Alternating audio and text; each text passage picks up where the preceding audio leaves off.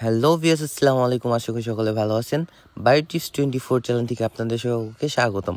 তো এই যে স্ক্রিনে যে পুকুরটা দেখতেছেন, এই পুকুরটা হচ্ছে আমাদের গ্রামের পাশের একটা পুকুর। আর এই পুকুরটা প্রায় 1.5 বিঘা জমি জুড়ে রয়েছে।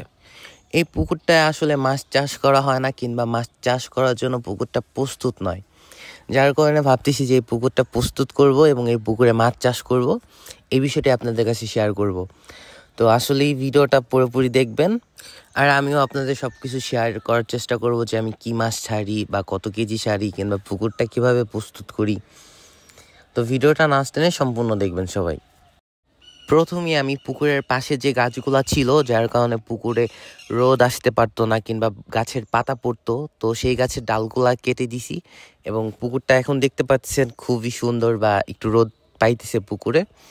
তো এর পাশাপাশি হচ্ছে আমি পুকুরের চারপাশ দিয়ে হচ্ছে নেট দিয়ে আটকে দিছি, যেন কোনো সাপ বা গুই সাপ বা কোনো ময়লা আবর্জনা পুকুরে যেন না আসতে পারে।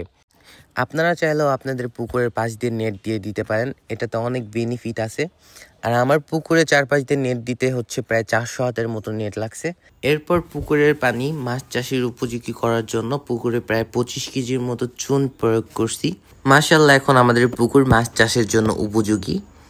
তো এখন আমাদের পুকুরে মাছ দেওয়ার জন্য চলে আসলো এক মাছ ব্যবসায়ী। অবশ্য তার সাথে হচ্ছে আমার আগেই কন্ট্যাক্ট করা ছিল, বা আগেই কথাবার্তা হয়েছিল যে আমি কি কি মাছ নিব এবং কি মাছ কিরকম পরিমাণে নিব, সেটা তার সাথে আগেই কথাবার্তা বলা ছিল। মাছগুলো দূর থেকে আসার কারণে হচ্ছে মাছের অক্সিজেনের ঘাটতি পড়ে, যার কারণে হচ্ছে হাত দিয়ে অক্সিজেন দেওয়ার ট্রাই করতেছে। আর এইটাতে হচ্ছে সরপুঁটি মাছ আছে। সরপুঁটি মাছ একটু নরম থাকে, অনেকেই জানেন। তো দেখতে পাচ্ছেন যে কেমন সাইজের মাছ ছাড়তেছি আমি আমাদের পুকুরে। মোটামুটি বেশি বড় না বা ছোটও না। অন্য আরও যে 2টা পাতিল আছে, এগুলাতে হচ্ছে একটাতে ছিল হচ্ছে বাটা মাছ। এইটার সাইজটা একটু ছোট ছিল, কারণ বাটা মাছ তো অবশ্য ছোটই হয়, বেশি বড় হয় না। আর এই পাশে যে আরেকটা মাছের পাতিল, এইটাতে হচ্ছে আছে সিলভার কাপ মাছ। সিলভার কাপ মাছটা একটু বড় ছিল, আমি বড়ই তাকে দিতে বলছিলাম, সে মাশাআল্লাহ বড়ই দিছিল।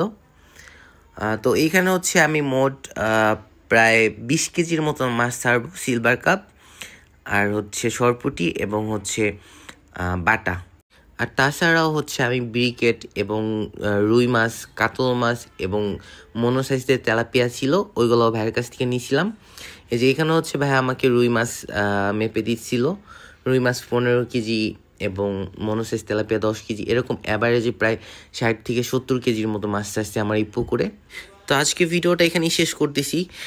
পরবর্তীতে আবার নতুন ভিডিও দিব যে আমি মাছকে কি খাবার দিই এবং প্রতিদিন কেমন পরিমাণ খাবার দিই, এবং এই মাছের প্রজেক্টে কি আমি কতটুকু প্রফিট করতে পারবো, তো সবই আপনাদের মাঝে শেয়ার করব। তো ভিডিওটা এখানেই শেষ করতেছি। সবাই ভালো থাকবেন, সুস্থ থাকবেন। আসসালামু আলাইকুম।